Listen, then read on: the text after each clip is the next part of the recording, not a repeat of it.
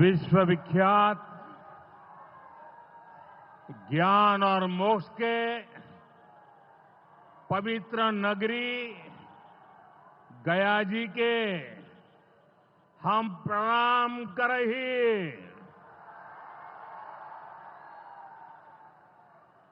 विष्णुपद मंदिर के ई गौरवशाली भूमि पर अपने सबके अभिनंदन करत ही बिहार के राज्यपाल आरिफ मोहम्मद खान जी, यहां के लोकप्रिय मुख्यमंत्री नीतीश कुमार जी, केंद्रीय मंत्रिमंडल के मेरे सहयोगी जीतन राम मांझी जी, राजीव रंजन सिंह, चिराग पासवान जी, रामनाथ ठाकुर जी, नित्यानंद राय जी, सतीश चंद्र दुबे जी, राजभूषण चौधरी जी, डिप्टी सीएम सम्राट चौधरी जी, विजय कुमार सिन्हा जी, बिहार सरकार के मंत्रीगण, संसद में मेरे साथी उपेंद्र कुशवाहा जी, अन्य सांसदगण और बिहार के मेरे प्यारे भाइयों और बहनों, गया जी की ये धरती अध्यात्म और शांति की धरती है। ये भगवान बुद्ध को बोध कराने वाली पावन भूमि है। गया जी की आध्यात्मिक और सांस्कृतिक विरासत बहुत प्राचीन है, बहुत समृद्ध है। यहां के लोगों की इच्छा थी कि इस नगरी को गया नहीं, गया जी कहा जाए। मैं इस निर्णय के लिए बिहार सरकार का अभिनंदन करता हूं। मुझे खुशी है कि गया जी के तेज विकास के लिए बिहार की डबल इंजन सरकार लगातार काम कर रही है। भाइयों बहनों, आज भी गया जी की पावन भूमि से एक ही दिन में 12,000 करोड़ रुपए की परियोजनाओं का लोकार्पण या शिलान्यास हुआ है। इनमें ऊर्जा, स्वास्थ्य और शहरी विकास के जुड़े कई बड़े प्रोजेक्ट्स हैं। इनसे बिहार के उद्योगों को ताकत मिलेगी और युवाओं के लिए रोजगार के नए अवसर भी बनेंगे। मैं इन परियोजनाओं के लिए बिहार के लोगों को बधाई देता हूं। बिहार में बेहतर स्वास्थ्य सुविधाओं के लिए आज यहां हॉस्पिटल और रिसर्च सेंटर का उद्घाटन भी हुआ है। अब बिहार के लोगों को कैंसर के इलाज के लिए एक और सुविधा मिल गई है। साथियों, गरीब के जीवन से मुश्किलें दूर करना, महिलाओं के जीवन को आसान बनाना मुझे जनता जनार्दन का सेवक बनकर यही काम करने में सबसे ज्यादा खुशहाली होती है। जैसे गरीब को पक्का घर देना, साथियों, मेरा एक बड़ा संकल्प है। जब तक हर जरूरतमंद को पक्का घर नहीं मिल जाता, मोदी चैन से नहीं बैठेगा।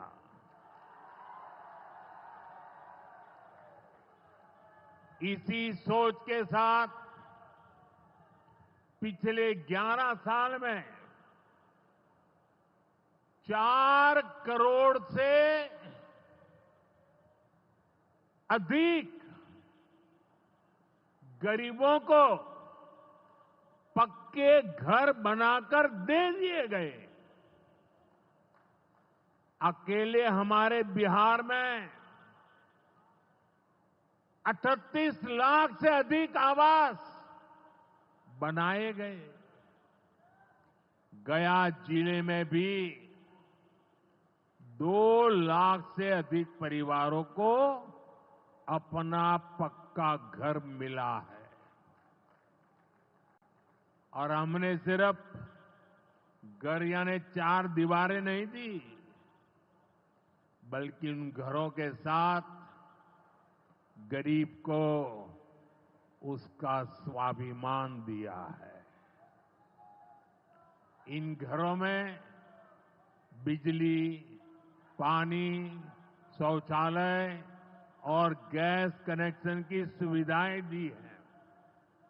यानी गरीब परिवारों की भी सुविधा, सुरक्षा और सम्मान से जीने की गारंटी मिली है। साथियों, आज इसी सिलसिले को आगे बढ़ाते हुए बिहार के मगध क्षेत्र के 16,000 से ज्यादा परिवारों को अपना पक्का घर दिया है। यानी इस बार इन परिवारों में दिवाली और छठ पूजा की रौनक और ज्यादा होगी।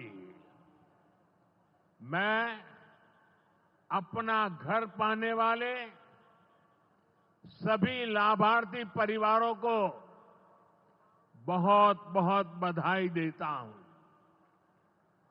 और जो लोग अब भी पीएम आवास योजना के लाभ से छूट गए हैं, मैं उन्हें विश्वास दिलाता हूं कि पीएम आवास का अभियान तब तक जारी रहेगा जब तक हर गरीब को अपना पक्का घर नहीं मिल जाता।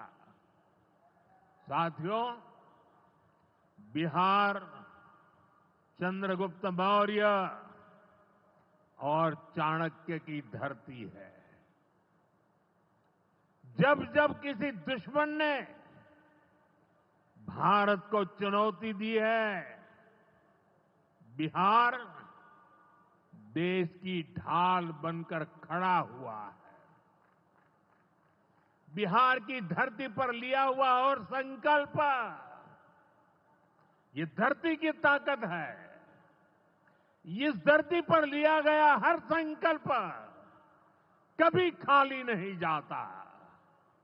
और इसलिए तो भाइयों बहनों, जब कश्मीर के पहलगाम में आतंकी हमला हुआ था, हमारे निर्दोष नागरिकों को उनका धर्म पूछ करके मारा गया, मैंने बिहार की इसी धरती से आतंकवादियों को मिट्टी में मिलाने की बात कही थी। आज दुनिया देख रही है, बिहार की धरती से लिया गया वो संकल्प पूरा हो चुका है। आपको याद होगा, उधर से पाकिस्तान हम पर ड्रोन हमले कर रहा था, मिसाइलें दाग रहा था और इधर भारत पाकिस्तान की मिसाइलों को हवा में तिनके की तरह बिखेर रहा था। पाकिस्तान की एक भी मिसाइल हमें नुकसान नहीं पहुंचा पाई। साथियों, ऑपरेशन सिंदूर ने भारत की रक्षा नीति की नई लकीर खींच दी है। अब भारत में आतंकवादी भेजकर हमले करा के कोई बच नहीं सकेगा। आतंकवादी चाहे पाताल में क्यों न छिप जाए, भारत की मिसाइलें उन्हें दफन करके रहेगी। साथियों, बिहार का तेज विकास केंद्र की एनडीए सरकार की बहुत बड़ी प्राथमिकता है। इसलिए आज बिहार चौतरफा विकास के रास्ते पर आगे बढ़ रहा है। बीते वर्षों में पुरानी समस्याओं के समाधान तलाशे गए हैं और नई प्रगति के रास्ते भी बनाए गए हैं। आप याद करिए, लालटेन राज में यहां कैसी दुर्दशा थी। लालटेन राज में एक क्षेत्र लाल आतंक से जकड़ा हुआ था। माओवादियों की वजह से शाम के बाद कहीं आना जाना मुश्किल था। गया जी जैसे शहर लालटेन राज में अंधेरे में डूबे रहते थे। हजारों गांव ऐसे थे जहां बिजली के खंभे तक नहीं पहुंचे थे। लालटेन वालों ने पूरे बिहार के भविष्य को अंधेरे में धकेल दिया था। न शिक्षा थी, न रोजगार था। बिहार की कितनी पीढ़ियों को इन लोगों ने बिहार से पलायन के लिए मजबूर कर दिया था। साथियों, बिहार के लोगों को आरजेडी और उनके साथी सिर्फ अपना वोट बैंक मानते हैं। उन्हें गरीब के सुख दुख, गरीब के मान सम्मान से कोई मतलब नहीं है। आपको याद होगा, कांग्रेस के एक मुख्यमंत्री ने मंच से कह दिया था कि अपने राज्य में बिहार के लोगों को घुसने नहीं देंगे। बिहार के लोगों से कांग्रेस की इतनी नफरत, बिहार के लोगों के प्रति इतनी घृणा, और कोई भूल नहीं सकता। कांग्रेस का बिहार के लोगों के प्रति त्याग, जो दुर्व्यवहार देखने के बाद भी यहां आरजेडी वाले गहरी नींद में सोए पड़े थे। भाइयों बहनों, बिहार की एनडीए सरकार कांग्रेस और इंडी गठबंधन वालों के इस नफरती अभियान का जवाब दे रही है। बिहार के बेटे बेटी को यहीं पर रोजगार मिले, सम्मान की जिंदगी मिले,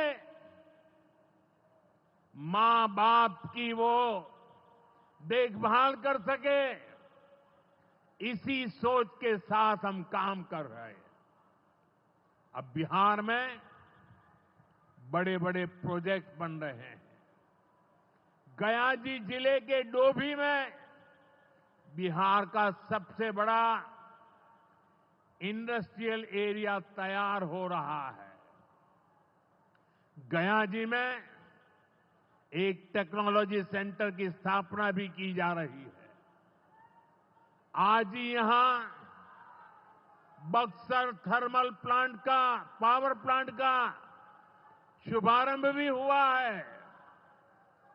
कुछ ही महीने पहले मैंने औरंगाबाद में भी Nabinagar super thermal power project की आधारशिला रखी थी। भागलपुर के पीरपैंती में भी नया थर्मल पावर प्लांट बनेगा। इस पावर प्लांट से बिहार में बिजली की आपूर्ति बढ़ेगी। और आप सब जानते हैं, जब बिजली उत्पादन बढ़ता है तो क्या होता है? घरों में बिजली की सप्लाई बढ़ती है और उद्योगों को भी ज्यादा से ज्यादा बिजली मिलती है और इससे भी रोजगार के नए मौके बनते हैं। साथियों, बिहार के युवाओं को पक्की सरकारी नौकरी देने के लिए नीतीश जी ने बड़ा अभियान चलाया हुआ है। ये नीतीश जी हैं, तभी यहां शिक्षकों की भर्ती भी पूरी पारदर्शिता से हुई। साथियों, यहां के नौजवानों को ज्यादा से ज्यादा संख्या में बिहार में ही रोजगार मिले, उन्हें नौकरी के लिए पलायन न करना पड़े, इसमें केंद्र सरकार की एक नई योजना से भी बहुत बड़ी मदद मिलने वाली है। अभी पिछले सप्ताह इस 15 अगस्त से ही देश भर में प्रधानमंत्री विकसित भारत रोजगार योजना लागू हुई है।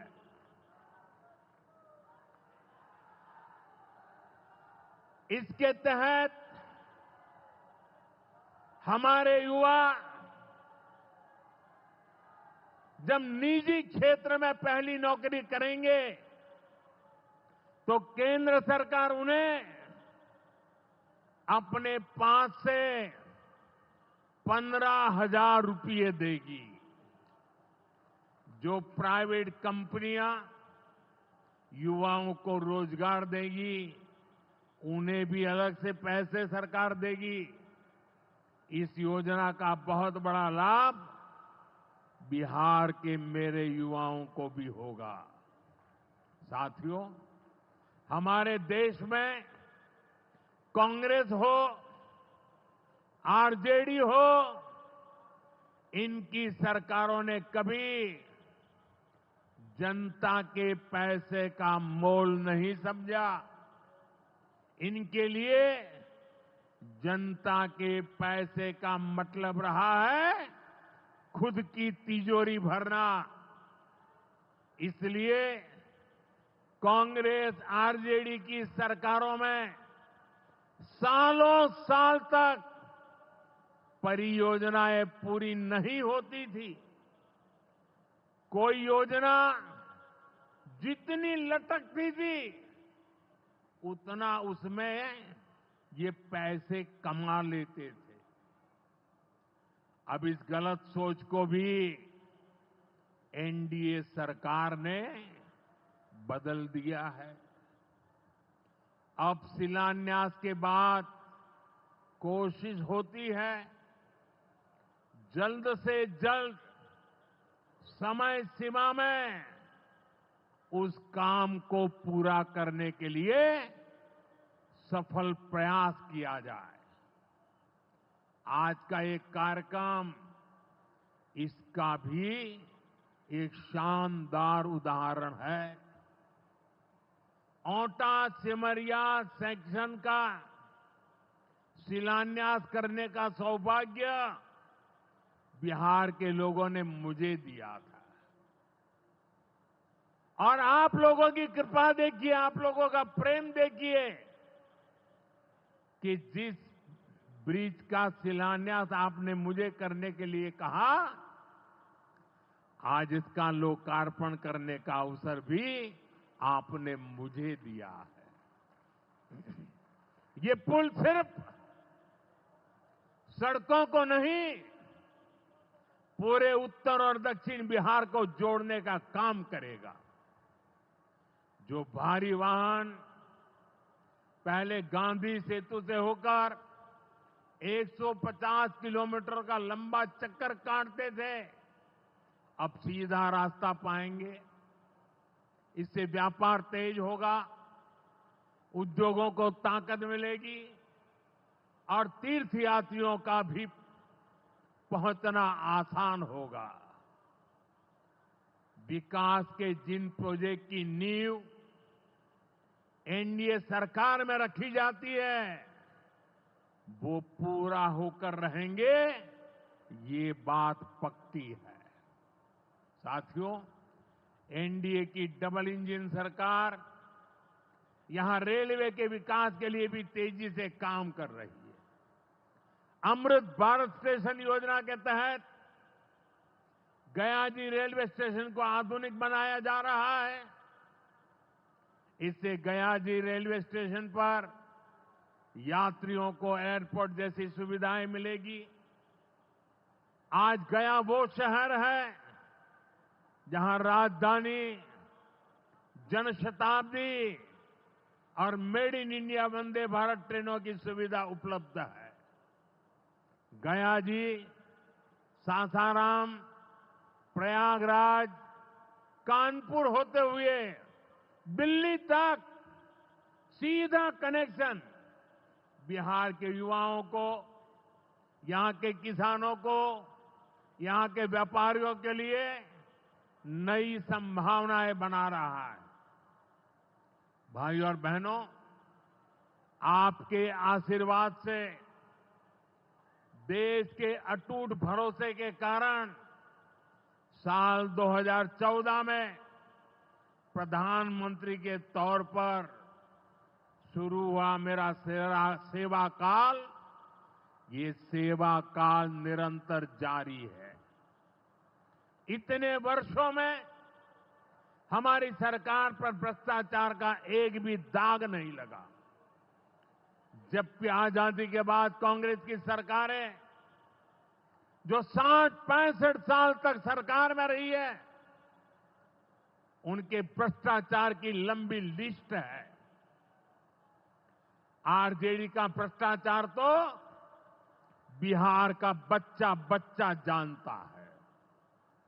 मेरा साफ मानना है कि भ्रष्टाचार के विरुद्ध लड़ाई को अगर अंजाम तक पहुंचाना है तो कोई भी कार्रवाई के दायरे से बाहर नहीं होना चाहिए।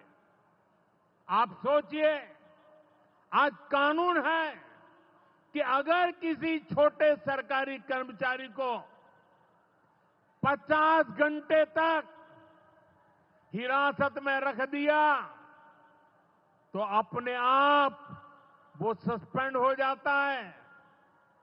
ड्राइवर हो, छोटा क्लार्क हो, प्यून हो, उसकी जिंदगी हमेशा हमेशा के लिए तबाह हो जाती है। लेकिन अगर कोई मुख्यमंत्री है, कोई मंत्री है, कोई प्रधानमंत्री है, तो वो जेल में रह करके भी सत्ता का सुख पा सकता है। ये कैसे हो सकता है? हमने कुछ समय पहले ही देखा है कि कैसे जेल से ही फाइलों पर साइन किए जा रहे थे, जेल से ही सरकारी आदेश निकाले जा रहे थे। नेताओं का अगर यही रवैया रहेगा तो ऐसे भ्रष्टाचार के विरुद्ध लड़ाई कैसे लड़ी जा सकती है। साथियों, संविधान हर जनप्रतिनिधि से ईमानदारी और पारदर्शिता की उम्मीद करता है। हम संविधान की मर्यादा को तार तार होते नहीं देख सकते। इसलिए एनडीए सरकार भ्रष्टाचार के खिलाफ एक ऐसा कानून लाई है जिसके दायरे में देश का प्रधानमंत्री भी है। इस कानून में मुख्यमंत्री और मंत्रियों को भी शामिल किया गया है। जब ये कानून बन जाएगा तो प्रधानमंत्री हो या मुख्यमंत्री या फिर कोई भी मंत्री, उसे गिरफ्तारी के 30 दिन के अंदर जमानत लेनी होगी और अगर जमानत नहीं मिली तो 31वें दिन उसे कुर्सी छोड़नी पड़ेगी।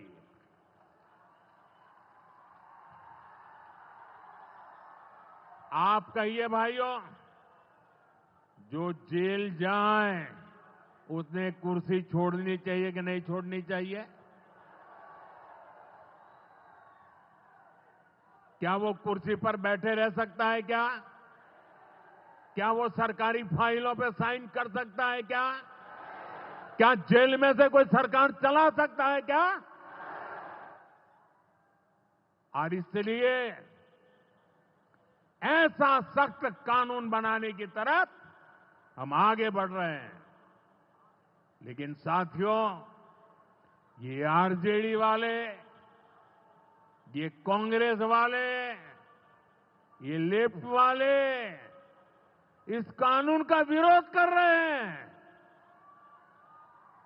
ये बहुत गुस्से में है और कौन नहीं जानता उनको किस बात का डर है। जिसने पाप किया होता है वो अपने पाप को दूसरों से छुपाता है, लेकिन खुद को भीतर से जानता है कि क्या खेल खेला है। इन सब का भी यही हिसाब है। ये आरजेडी और कांग्रेस वाले कोई बेल पर बाहर है, कोई रेल के खेल में अदालत के चक्कर लगा रहा है, और जो जमानत पे बाहर घूम रहे हैं भी आज इस कानून का विरोध कर रहे हैं। इन्हें लगता है कि अगर जेल चले गए तो इनके सारे सपने चकनाचूर हो जाएंगे, और इसलिए सुबह शाम ये लोग मोदी को भांति भांति की गाली दे रहे हैं और इतने बौखलाए हुए हैं कि इस जनहित के कानून का विरोध कर रहे हैं। हमारे राजेंद्र बाबू, बाबा साहब आंबेडकर ने कभी सोचा भी नहीं था, कभी कल्पना भी नहीं की होगी कि सत्ता के भूखे लोग भ्रष्टाचार करेंगे और जेल जाने पर भी कुर्सी से चिपके रहेंगे। लेकिन अब भ्रष्टाचारी जेल भी जाएगा और उसकी कुर्सी भी जाएगी। भारत को भ्रष्टाचार से मुक्त होने का संकल्प देश के कोटि कोटि लोगों का है। ये संकल्प सिद्ध होकर रहेगा। साथियों, मैंने लाल किले से एक और खतरे की बात की है, और ये खतरा बिहार पर भी है। देश में घुसपैठियों की बढ़ती संख्या चिंता का विषय है। बिहार के सीमावर्ती जिलों में तेजी से डेमोग्राफी बदल रही है। इसलिए एनडीए सरकार ने तय किया है कि देश का भविष्य घुसपैठियों को नहीं तय करने देंगे। घुसपैठियों को बिहार के युवाओं के रोजगार नहीं छीनने देंगे। जिन सुविधाओं पर भारतीय लोगों का अधिकार है, उस पर घुसपैठियों को डाका नहीं डालने देंगे। इस खतरे से निपटने के लिए मैंने डेमोग्राफी मिशन शुरू करने की बात कही है। बहुत जल्द ये मिशन अपना काम शुरू करेगा। हम हर घुसपैठियों को देश से बाहर करके ही रहेंगे। आप मुझे बताइए, एक घुसपैठियों को निकालना चाहिए कि नहीं निकालना चाहिए? क्या ये घुसपैठिए आपका रोजगार छीनने आपको मंजूर है? एक घुसपैठिए आपकी जमीन पे कब्जा कर ले आपको मंजूर है? एक घुसपैठिए आपका हक छीन ले आपको मंजूर है? बिहार के आप सभी लोग देश के भीतर बैठे घुसपैठियों के समर्थकों से भी सावधान रहिए। जान जाइए कौन घुसपैठियों के साथ खड़ा है। कांग्रेस और आरजेडी जैसे दल बिहार के लोगों का हक छीनकर घुसपैठियों को देना चाहते हैं। तुष्टीकरण के लिए, वोट बैंक को बढ़ाने के लिए कांग्रेस आरजेडी वाले कुछ भी कर सकते हैं, कितने ही नीचे जा सकते हैं। इसलिए बिहार के लोगों को बहुत सतर्क रहना है। साथियों, हमें हमारे बिहार को कांग्रेस आरजेडी की बुरी नजर से बचाकर रखना है। बिहार के लिए ये समय बहुत अहम है। बिहार के युवाओं के सपने पूरे हो, बिहार के लोगों की आकांक्षाओं को नई उड़ान मिले, इसके लिए केंद्र सरकार और नीतीश जी के साथ हम कंधे से कंधा मिलाकर बिहार के कल्याण के लिए काम कर रहे हैं। बिहार में विकास की गति बनी रहे, इसके लिए डबल इंजन की सरकार लगातार मेहनत कर रही है। आज के विकास प्रोजेक्ट इसी दिशा में महत्वपूर्ण कदम है। मैं एक बार फिर इन परियोजनाओं के लिए बिहार को बहुत बहुत बधाई देता हूं। मेरे साथ बोलिए, भारत माता की।